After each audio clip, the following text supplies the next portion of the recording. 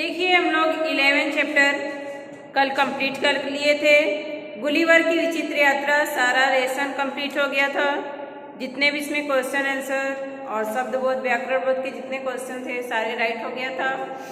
आगे चलते हैं, न्यू चैप्टर है जैसा कि ब्लैक बोर्ड पे लिखा है चैप्टर 12 राजस्थान।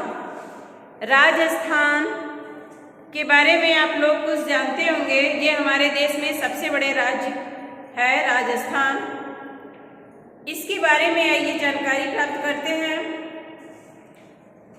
राजस्थान सचमुच रंग रंगीला है। राजस्थान क्या है? सचमुच रंग रंगीला है। ऊंट को भी क्या कहा जाता है? राजस्थान यानी रेगिस्तान का जहाज कहा जाता है। ऊंट जो है रेतीले भूमि में इतनी तेजी से चलता है कि उसको क्या कहा जाता है? रेगिस्तान का जहाज कहा जाता है। तो देखिए आइए चलते हैं यहाँ के त्योहार और यहाँ की पहनावे और इनके वेशभूषाओं के बारे में लेसन में दिया है, पढ़ते हैं। देखिए दिया है राजस्थान सचमुच रंग रंगीला है। रंग रंगीला का मतलब होता है कई रंगों से युक्त होने के कारण वह सुंदर और मनोहर लगने वाला। उसे क्या कहते हैं? रंग रंगीला। रंग रंगीला शब्द सबसे ज्यादा राजस्थान और राजस्थान के लोगों पर ही फबता है। फबता है यानी चुटीली बात। राजस्थान और राजस्थान के लोगों पे ही ये रंग रंगीला जो शब्द है वो अच्छा लगता है, मनोहर लगता है। किस पे? राजस्थान वालों पे फबता है। इंद्रधनुषी रंगों की झिलमिलाहट समेटे और रंग बिरंगे परिधानों से सजी धजी यहाँ की लोक संस्कृति को देखकर लगता है मानो प्रकृति ने अपने सारे रंग उसमें उड़ेल दिए हो। यानी यहाँ पे ऐसे रंग बिरंगे ये परिधान यानी कपड़े, उनके इतने रंग बिरंगे और सजे धजे कपड़े रहते हैं। जैसे इंद्रधनुष में कितने रंग होते हैं? 7 रंग होते हैं। तो उन्हीं रंगों में से मिलते जुलते मानो इनके परिधान होते हैं, कपड़े होते हैं कि जैसे लगता है कि प्रकृति ही अपना सारा रंग उन लोगों पे उलट दिया हो। प्रकृति ही अपना जो सारा रंग है उस राजस्थान के लोगों पे, जो वहाँ की लोक संस्कृति है, वहाँ की जो संस्कृति है लोगों की, वो लगता है मानो प्रकृति ने ही अपनी सारी रंग को उन लोगों पे उड़ेल दिया है यानी उलट दिया है। राजस्थानी के लोग खूब कड़ियल और मेहनती होते हैं। यानी वो क्या होते हैं? साहसी होते हैं और परिश्रमी होते हैं। साथ ही वे संगीत और नृत्यों के आनंद में डूबकर जीवन का पूरा रस लेना जानते हैं। वे जोश और वीरता पूर्वक लोग आख्यानों के पर्व उत्सवों में बढ़ चढ़ कर हिस्सा लेते हैं। वे लोग बहुत ही कठोर, साहसी और परिश्रमी होते हैं। साथ ही में भी संगीत और नृत्यों पे यानी गाने और नाचने में के आनंद में हमेशा अपने जीवन को डुबोए रहते हैं और वही लोग इस आनंद का, नाचने और गाने के आनंद को ही पूरा तरह से लेते हैं। वे जोश यानी उत्साह और वीर होने का भाव भी लोक कथाओं के पर्व उत्सवों में बढ़ चढ़ कर हिस्सा लेते हैं। यानी जब कोई भी लोक कथाएं आती है तो उसमें क्या करते हैं कि वो बहुत उत्साह से यानी वीर होने के भाव से, उत्साह से क्या करते हैं? पर्व और उत्सव यानी त्योहारों पे, उत्सवों पे क्या करते हैं? वो बढ़ चढ़कर हिस्सा लेते हैं। यानी उसमें एक से बढ़ के एक लोक नृत्य और संगीत का आनंद उठाते हैं। यूं तो राजस्थान में मेलों की निराली छटा हर जगह मिल जाती है। इसके बाद वहाँ पे क्या होती है? एक से बढ़ के एक मेले लगते हैं। उसकी निराली छटा यानी दुर्लभ छटाएं जो होती है वो हर जगह देखने को मिलती है। पर वहाँ के पुष्कर मेले की तो दूर दूर तक धूम है। पुष्कर मेला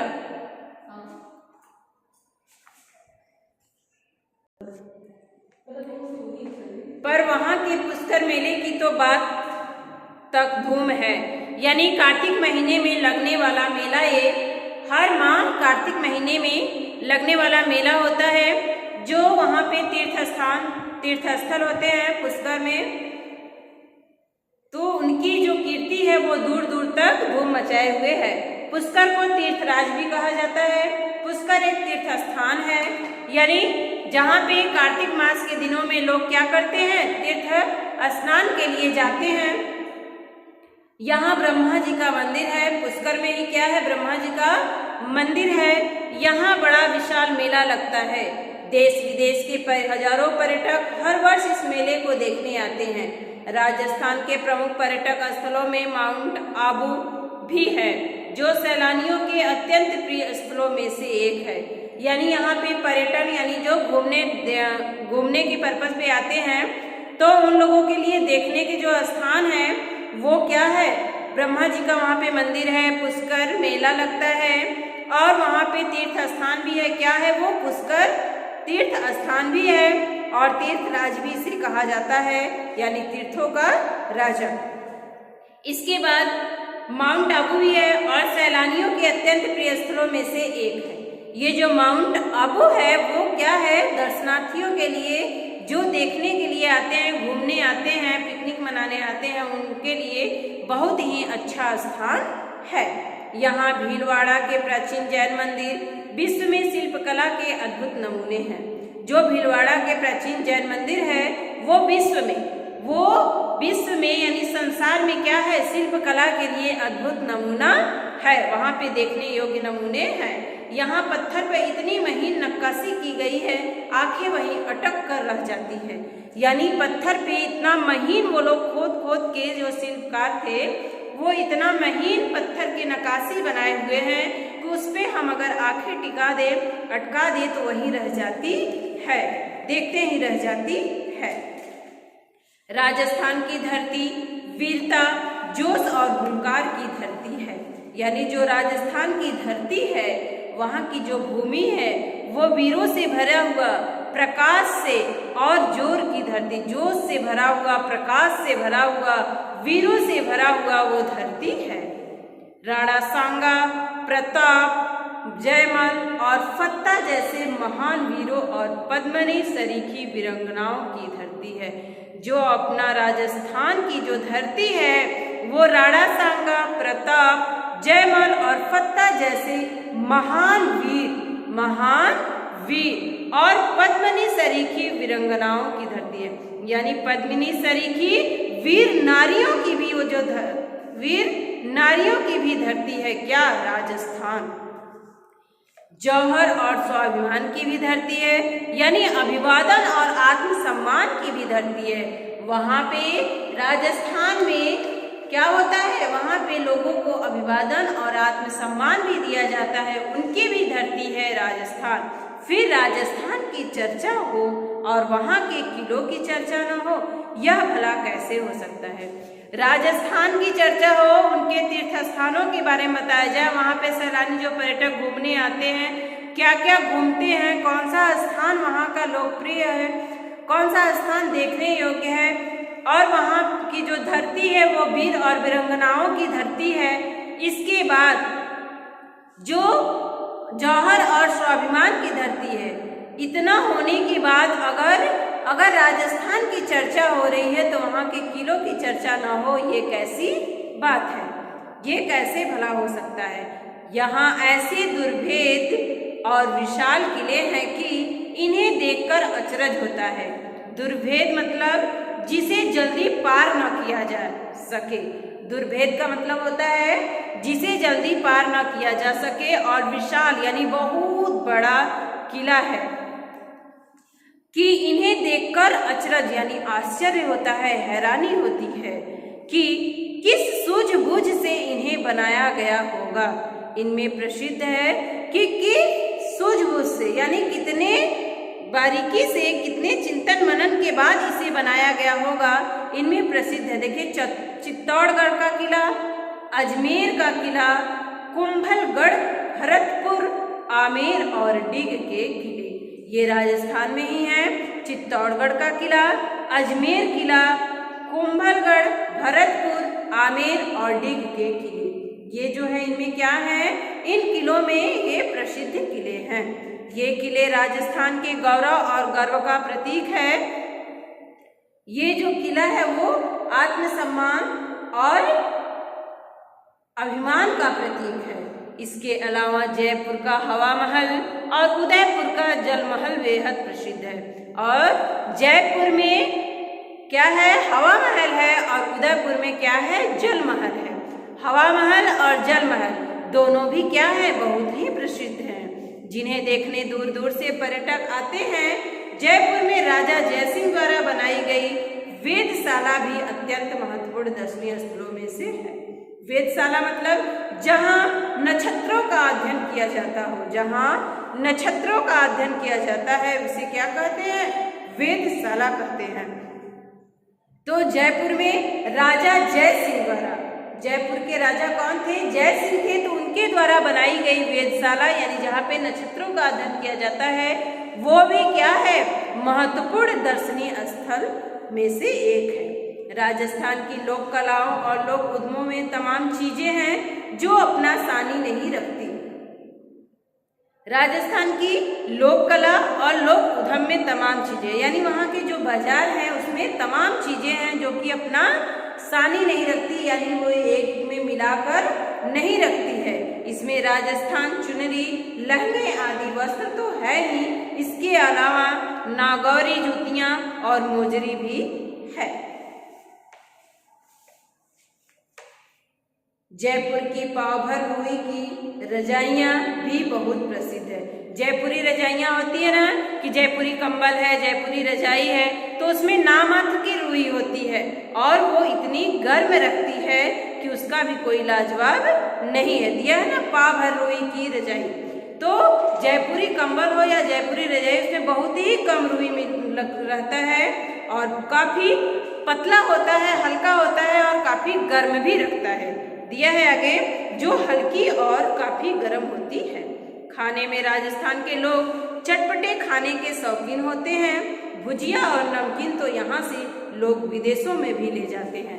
यहाँ की जो प्रसिद्ध खाने वाली जो चटपटी शौकीन चीज़ें हैं वो है भुजिया और नमकीन, जो कहाँ पे जाती है, विदेशों में भी जाती है।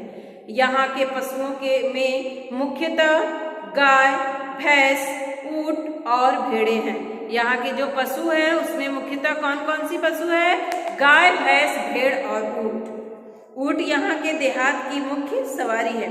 ऊँट जो है यहाँ पे देहात में, जैसे हम लोगों के यहाँ घोड़े होते हैं, खच्चर होते हैं, कोई भी चीज़ ढोने के लिए, तो वहाँ पे क्या होती है कि जो देहातों के लोगों के सामान जो जाते हैं वो किसके द्वारा जाते हैं, ऊँट के द्वारा जाते हैं। तो ऊँट उन लोगों की क्या है, मुख्य सवारी है। उसके पीछे कारण यह है कि ऊँट कई दिनों तक बिना पानी पिए चलता रह सकता है। अपने गद्देदार पैरों की बनावट की वजह से वह रेत में आसानी से चल सकता है, इसलिए ज़्यादातर गांवों में लोग ऊँट पालते हैं। राजस्थान की एक और अलबेली पहचान है वहाँ की अद्भुत कठपुतली कला। वहाँ की अद्भुत कठपुतली कला यानी वो क्या है, एक अलग ही पहचान है, अलग ही पहचान है वहाँ की अद्भुत कठपुतली कला। क्या हुआ? कठपुतलियों का कला यानी कठपुतलियों द्वारा नए पुराने कितने ही किस्से कहानियों का मंचन हो चुका है। राजस्थानी लोगों की जिंदा दिली की दाद देनी पड़ती है। प्रकृति यहाँ इतनी गंभीर है, शायद इसलिए यहाँ के लोग इतने जिंदा दिली हैं। यानी उनके यहाँ की जो प्रकृति है, मानसून जो है इतनी गंभीर है कि यहाँ के लोग भी क्या है, इतने जिंदा दिली हैं। इनके जिंदा दिली की क्या देनी होगी, दाद देनी होगी। लोक नृत्य और लोक संगीत यहाँ के जीवन में रचा बसा है। यहाँ मतलब राजस्थान के जो लोग होते हैं, थोड़ी भी अगर कोई भी पर्व, छोटी मोटी भी पर्व आती है तो वहाँ पे क्या होने लगता है, तुरंत लोक नृत्य और लोक कला का संगीत होने लगता है। तो उनके जीवन में ये एक नियम जैसा हो गया है, रच गया है, उनके जीवन में बस गया है कि बस हमको केवल सिर्फ अपने जीवन में आनंद ही आनंद लेना है। तो वो क्या करते हैं, नृत्य और संगीत के से अपना जीवन में रस लेते हैं। फिर मीरा की इस पावन भूमि में भक्ति की रसधारा भी निरंतर बहती है। शाम के समय फुर्सत में सुर छेड़ना यहाँ के लोगों को प्रिय है। नृत्यों में काबेलिया नृत्य की धूम तो प्रगति मैदान में लगने वाले मेले में भी बखूबी देखी जा सकती है। यहाँ की जो नृत्य है वो कालबेलिया नृत्य की जो धूम होती है वो क्या होती है कि मैदानों में देखने योग्य होती है। और इन लोगों को अगर थोड़ी भी फुर्सत मिलती है शाम के समय तो क्या करते हैं, सिर्फ वो क्या करते हैं कि अपनी सुर का यानी अपनी आवाज का मीठी सुर का छेड़ना यहाँ के लोगों का प्रिय, यानी वो गाना गाने लगते हैं थोड़ी भी उनको फुर्सत मिल जाए तो। स्वभाव से ही राजस्थान के लोग उत्सव प्रिय होते हैं। उनका स्वभाव ही होता है कि वो उत्सव के प्रिय हैं, यानी वो पर्वों के त्योहारों के प्रिय होते हैं। मेले ठेले इन्हें खूब रास आते हैं। त्योहारों में गणगौर और तीज राजस्थान में बड़ी धूमधाम से मनाए जाते हैं। कौन कौन से त्योहार होते हैं? गणगौर और तीज वहाँ की मुख्य त्योहार है। हाथों में बारीक कलात्मक मेहंदी लगाए और चटक रंग के घाघरा चोली पहने महिलाओं और लड़कियों का उत्साह इन त्योहारों पर देखने लायक होता है। ये तीज जो है वो महिलाओं का और लड़कियों का ही त्योहार होता है। तो इसमें क्या करती हैं राजस्थान की जो महिलाएं और लड़कियां जो होती हैं, इसमें क्या करती हैं, मेहंदी की कलात्मक मेहंदियां लगाए रहती हैं और चटक रंग की घाघरा यानी गाढ़े रंग की घाघरा चोली पहनकर वो इन त्योहारों का आनंद लेती हैं। और इन त्योहारों के दिन उन लोगों का दृश्य देखने लायक रहता है। अजमेर शरीफ की दरगाह में साल भर यात्री आते रहते हैं। अजमेर शरीफ की दरगाह में साल भर क्या होते हैं यात्री, यानी वहाँ पे साल भर यात्रा करने लोग आते रहते हैं। यहाँ ख्वाजा मोइनुद्दीन चिश्ती की दरगाह बनी है। यहाँ पे क्या है, ख्वाजा मोइनुद्दीन चिश्ती की दरगाह बनी है।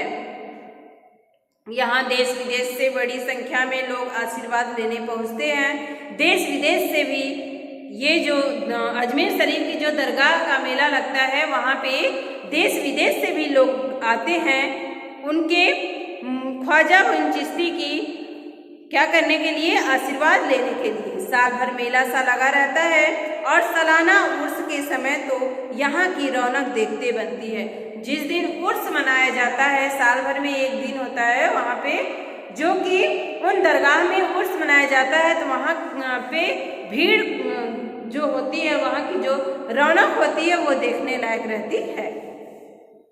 तो देखिए बच्चों, ये आप लोगों ने राजस्थान के बारे में पढ़ा, वहाँ की वेशभूषा, वहाँ की साज सज्जा और वहाँ का लोक नृत्य, लोक संगीत। इसके बाद वहाँ के पर्यटक स्थल, वहाँ के किले और वहाँ की मुख्यतः पशु और वहाँ के मुख्यतः त्योहार और क्या क्या देखने योग्य दर्शनीय स्थल थे, इन सारों चीज़ों का इस लेसन में हम लोगों ने चर्चा किया और समझे। राजस्थान अगर माने तो यहाँ से इस लेसन को पढ़ते हुए जैसे लग रहा था कि हाँ लेसन राजस्थान की दृश्य ही इस बुक में आ गई हो। आप कल्पना कर सकते हैं इन लेसन में पढ़ते समय जो जो चीज़ें दी हुई है उससे आप कल्पना कर सकते हैं कि राजस्थान में ये चीज़ें होंगी। तो देखिए, आप इस लेसन को एक बार फिर से अपने से रिवीजन करेंगे, पढ़ेंगे और अच्छे से समझ में आ जाएगा कि राजस्थान में क्या क्या है और इसका आनंद हम उठा सकते हैं। एक बार अगर राजस्थान पहुंच जाए तो जितनी हम लोगों ने बुक में पढ़े हैं वो सारा जगह देखने को मिलेगा, तो हम लोग समझ जाएंगे कि हाँ हम लोगों ने ये बुक में पढ़ा था जो हमें आज देखने को मिल रहा है। चलिए बच्चों, देखिए इसमें जो शब्द ज्ञान है और अभ्यास क्वेश्चन है उसको हम लोग कल राइट करेंगे। आज अभी लेसन सिर्फ पढ़ाया गया है और इसमें का जितना भी मीनिंग है इसको भी हम कल आपको राइट करा देंगे। तो आज तक के लिए इतना ही बच्चों, बाय बाय।